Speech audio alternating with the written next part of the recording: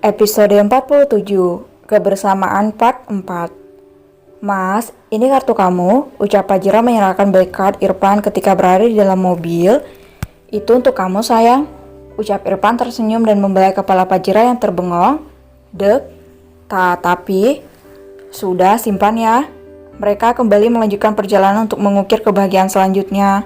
Perjalanan tanpa rencana ini terlihat lebih menyenangkan daripada harus diatur dengan waktu tertentu. Mereka tak hentinya tersenyum bahagia dengan apa yang telah dilalui hari ini.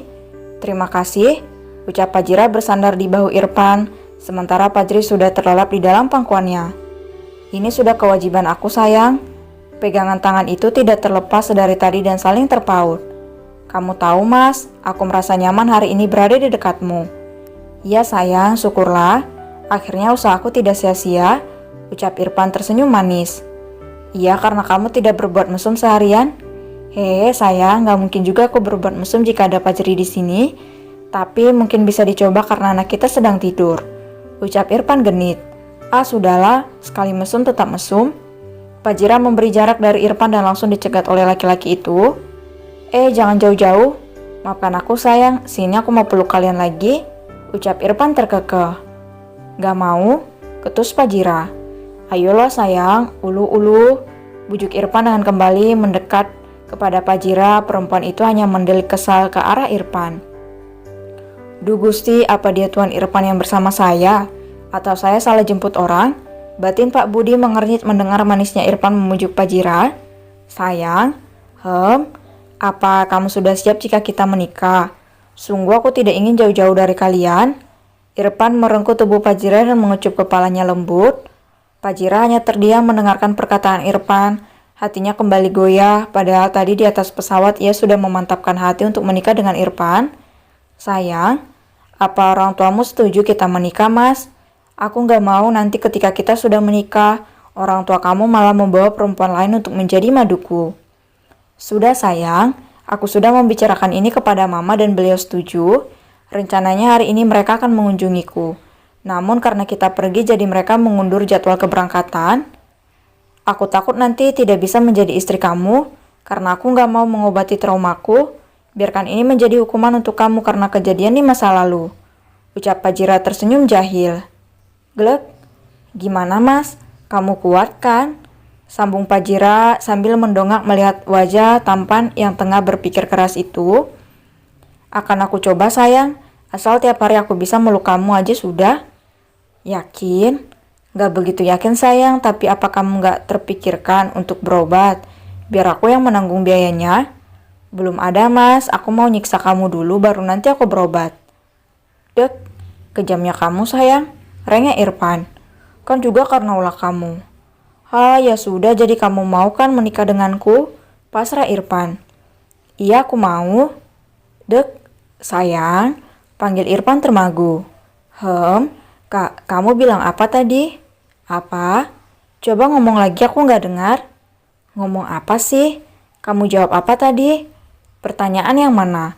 Ucap Fajira masih mengerjai Irfan. Kamu mau jadi istriku? Lirik Irfan takut. Iya aku mau, ucapnya serius. Kamu serius sayang? Bagi Irfan tidak percaya. Ya sudah gak usah aja kalau gitu. Jangan sayang, terima kasih sudah menerima lamaranku. Irfan kembali memeluk Fajira dan Fajri dengan erat. Katanya orang kaya nomor 2 se-Asia. Tapi melamar perempuan gak ada romantis-romantisnya. Celetuk Fajira sedikit kesal. Hahaha. Maaf tuan saya keceplosan, ucap Pak Budi terkejut dan tertawa lepas. Pak Budi? Irfan menatap Pak Budi dengan mata elangnya yang tajam seolah bisa menembus jantung drivernya itu. Ampun tuan. Sudahlah mas, hehehe. Fajira terkekeh melihat laki-laki parubaya itu. Akhirnya penantian panjangku terbalaskan. Aku akan secepatnya mengurus pernikahan kita. Aku akan mengatakan kepada dunia jika aku akan menikahi perempuan hebat dan mengumumkan Fajri sebagai penerus keluarga Dirgantara. Ucapnya senang. Aku gak setuju mas, cegah Fajira. Kenapa sayang? Aku gak mau dipublis. Aku juga gak setuju kalau anak-anak ikut dipublis mas. Resikonya berat, ucap Fajira lirih. Iya sayang kamu benar. Tapi aku akan mengumumkan jika kita sudah menikah. Iya aku setuju mas, kita mampir makan dulu ya. Aku sudah lapar. Iya sayang, Pak, resto terdekat. Baik tuan.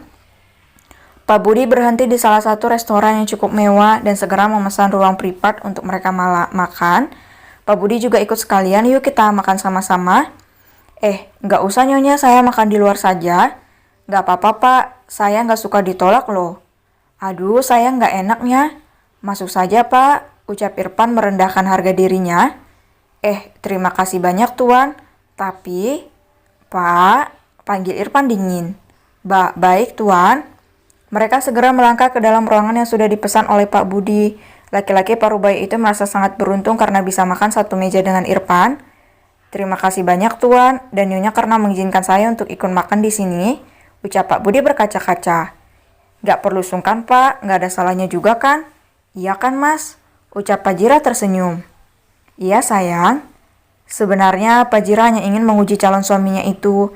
Apakah ia masih memiliki rasa sosial kepada orang lain apa tidak? Dan sekarang sudah terbukti jika ia mau makan bersama dengan drivernya. Kalau pertemuan pertama kita baik-baik saja, aku nggak akan mengulur waktu untuk kita bersama. Aku yakin kamu laki-laki yang berhati hangat, Mas. Masku sayang. Hahaha, geli woy.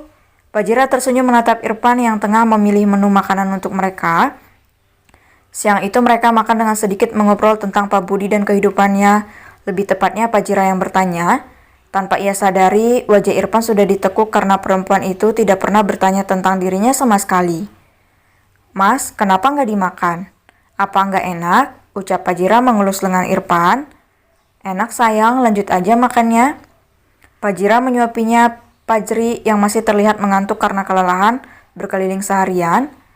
Namun dalam mata yang sayu, ia tetap mengunyah makanannya dan sesekali memejamkan mata lalu tersentak. Hal itu sukses membuat Pak Jira gemas sekaligus kasihan dengan putranya. Mas, bungkus satu ya makannya untuk putraku. Putra kita sayang, serga Irfan cepat. Entah mengapa ibu muda itu sangat suka mengerjai Irfan dan membuatnya kesal. Iya, putra kecilku. Dengus Irfan. Perlahan Pak Jira memberikan Pajri minum dan membersihkan mulutnya. Habis ini kita kemana lagi, Mas? Kamu mau kemana sayang? Gak tahu, aku kan ikut aja. Aji suka ke taman bermain gak sayang? Kalau itu nanti kamu tanya sendiri sama anakmu Mas. Aku gak bisa jawab kalau pertanyaan seperti itu. Apa kita ke apartemen dulu sambil menunggu Pajri bangun? Soalnya, Pak kita jam 7 sayang, sekarang masih jam 3. Paling tidak jam 6 kita sudah di sana. Masih ada 3 jam lagi kan? Iya Mas, kita ke apartemen saja dulu, aku juga mau berbaring. Ya sudah. Pak, habis ini kita ke apartemen ya? Iya, Tuan. Mereka segera menghabiskan makanan itu dan tidak lupa untuk membungkus satu porsi untuk pria kecil yang sudah kembali terlelap itu. Setelah selesai, Irfan dan keluarga kecilnya segera kembali ke apartemen untuk beristirahat sejenak melepas penat seharian berjalan mengitari perpustakaan dan toko buku. Setibanya di apartemen, Irfan membaringkan Pajri di atas kasur di dalam kamarnya, sementara Pajira duduk di atas sofa ruang tamu sambil bermain ponsel. Sayang, panggil Irfan tersenyum dan sukses membuat Pajira curiga. Apa Mas? Mau peluk boleh? Ucap Irfan hati-hati. Hanya peluk ya, nggak boleh yang lain. Iya sayang. Mereka saling berpelukan satu sama lain. Pajira berusaha untuk mengendalikan detak jantung dan rasa takutnya. Perlahan, Irfan mengurai pelukan mereka dan menatap Pajira dengan hangat. Kepala itu semakin mendekat menepis jarak di antara mereka. Cup. Mereka beradu mulut sejenak menyalurkan rasanya yang menyeruak dalam diri masing-masing. Pajira terhanyut dan terbuai dengan permainan Irfan seolah melupakan rasa trauma yang ia derita.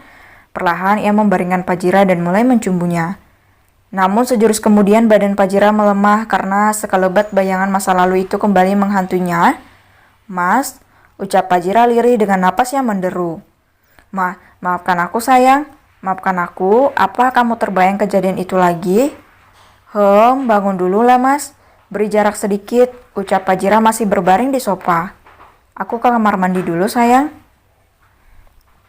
Irfan berlalu meninggalkan Pajira dengan air mata yang menetes. Ia lemah terhadap sentuhan Irfan namun bayangan itu selalu menghantuinya. Sepertinya aku harus menemui psikolog atau psikiater untuk membantu menghilangkan trauma ini.